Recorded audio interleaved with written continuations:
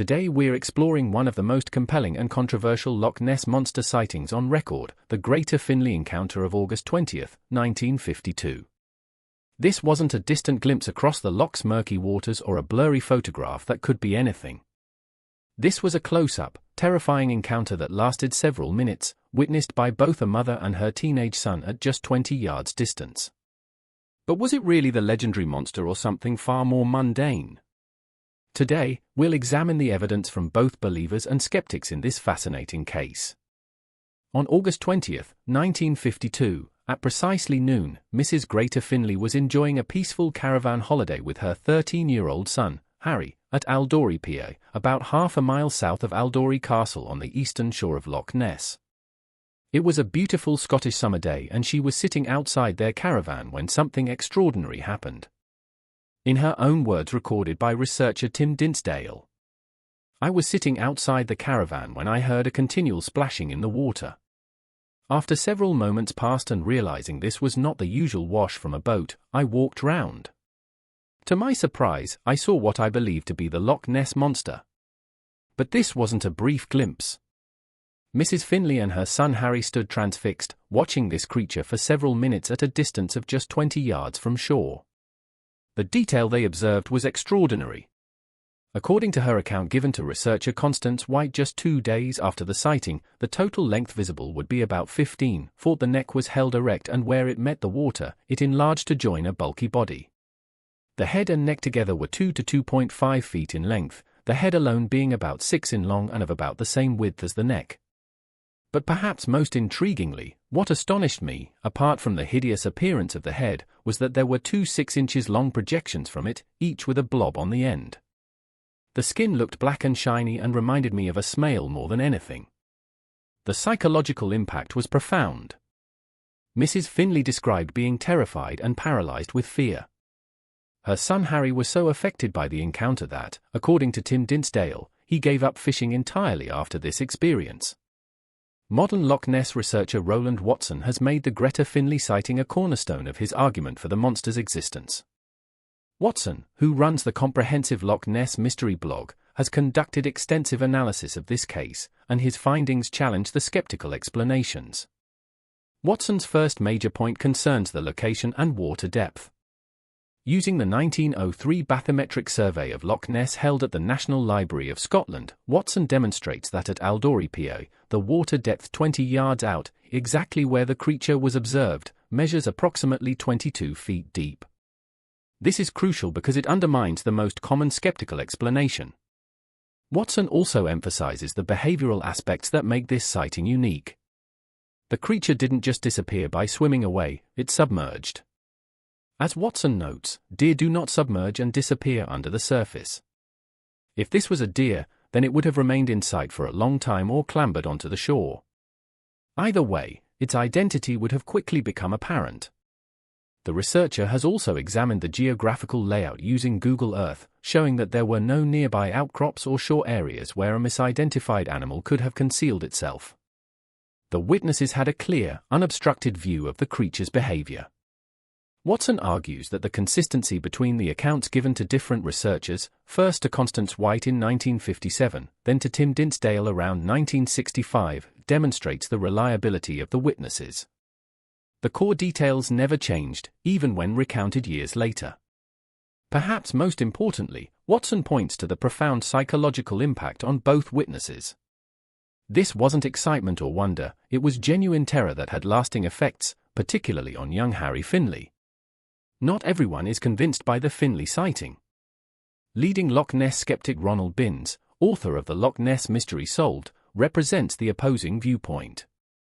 Binns, along with fellow skeptics Maurice Burton and Stuart Campbell, unanimously agree on one explanation: Mrs. Finley and her son saw nothing more exotic than a red deer. The deer theory, as proposed by these researchers, suggests that what the Finleys observed was a young buck with short, stumpy antlers standing in shallow water near the pier. Maurice Burton was so confident in this explanation that he created his own drawing showing how a deer might appear from the witness's position. According to this theory, the projections with blobs on the end were simply the deer's antlers. The long neck was the animal's natural posture, and the dark leathery appearance was an optical illusion created by the water surface and lighting conditions. Burton specifically claimed that the water depth at Aldori Pier was shallow enough, around 3 to 4 feet, for a deer to stand comfortably.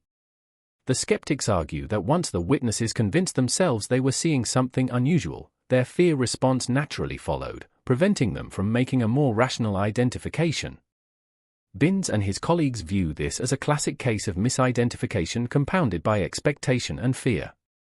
They argue that the remote highland location, the cultural mythology surrounding Loch Ness, and the witness's state of mind all contributed to transforming an ordinary deer into something extraordinary.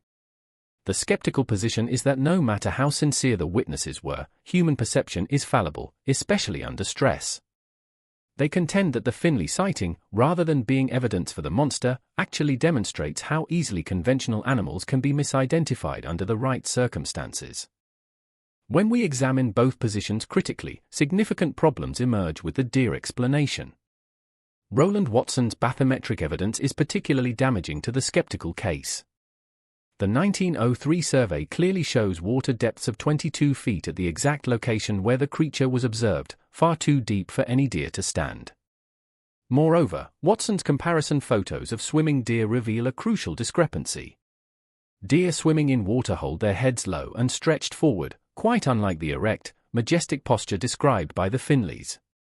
Swimming deer also maintain visibility of their ears, important sensory organs that would be constantly moving and clearly visible to observers just 20 yards away.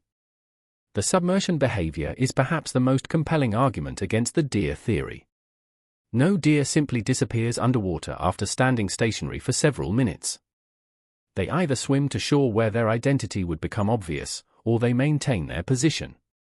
The idea of a deer having a heart attack and drowning, as some have suggested, strains credibility beyond reason. However, the believer's case isn't without problems either. The size discrepancies between Mrs. Finley's verbal description and her son's drawing are significant. If the total visible length was 15 feet, but the head and neck were only 2.5 feet, the proportions in Harry's sketch don't match. This raises questions about the accuracy of the observations or the reliability of memory over time. Additionally, while the psychological impact was real, fear and shock can also impair accurate observation. The witnesses may have seen something genuinely unusual without it necessarily being a surviving prehistoric creature. In 2020, Roland Watson managed to track down Harry Finley, now an elderly man living in Perth, Scotland. After decades of silence, Harry agreed to speak on camera about that fateful day in 1952. This interview provides us with the adult perspective of the boy who witnessed something that changed his life forever. So Harry, you had an interesting story to tell about the Loch Ness monster back in 1952. You and your mom, Greta Finley, were at the top end of Loch Ness at Alduri Pier. Just tell us what happened that day and what you saw. Well, I was just school age at the time, age 12, 13, and went there for a 4-nights holiday car in Ali Pier. And this particular morning I was out fishing, sitting at the end of the pier when I heard this unusual noise, not so much of a boat, but something similar. Heard the wash on the shore, looked down and saw what appeared to be the monster. So at that time I dashed back to the caravan, alerted my mother and she came out, and by this time the monster had reached the pier and we stood on the shore at the side of the pier watching it as it was before it submerged. I had time to dash back to the caravan, get a box camera at the time, came back. I was trying to focus it. I'd always had it focused, ready for the shutter when my mother grabbed the camera out of my hand because she thought I was too frightened by it and unfortunately the opportunity was lost. But we had an excellent view of the monster and I don't know what I could liken it to, but it was jet black, I would say, with 20 to 30 feet long. There were 2 humps visible above the water. Thought to see it could draw itself into more humps or whatever. But what took my attention was its long neck. It had it was about 3 feet in length, quite erect with a big head at the top of it, i.e., the size of a football. But what took my attention was the 2 little prongs sticking out top of its head with a wee ball at the top of them, not unlike a snail. Although I couldn't say it was any similar to that, but that's all I can describe it as. And then just adjusted that as the monster went down, submerged again, it showed a big wake of wash up the shore because of the size it was and how deep the loch was.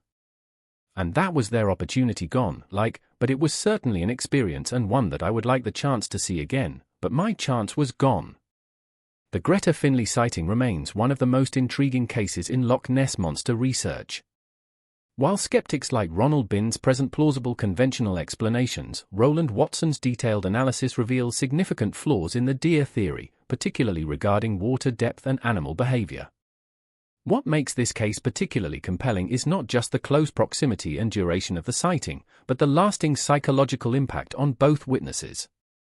The terror experienced by Mrs. Finley and the life-changing effect on young Harry suggest they encountered something genuinely extraordinary, even if we can't definitively identify what that was. Perhaps the most honest conclusion is that the Greta Finley sighting represents the kind of encounter that keeps the Loch Ness mystery alive. It's detailed enough to seem credible, witnessed by multiple people, and resistant to easy explanation. Yet, it falls short of providing definitive proof of a monster. Whether you believe Mrs. Finley saw a surviving plesiosaur, an unknown species, or simply misidentified a conventional animal under extraordinary circumstances, her account remains a fascinating window into one of cryptozoology's most enduring mysteries. What do you think? Could the Finleys have been mistaken about what they saw? Or does their testimony point to something truly unknown lurking in Scotland's most famous loch?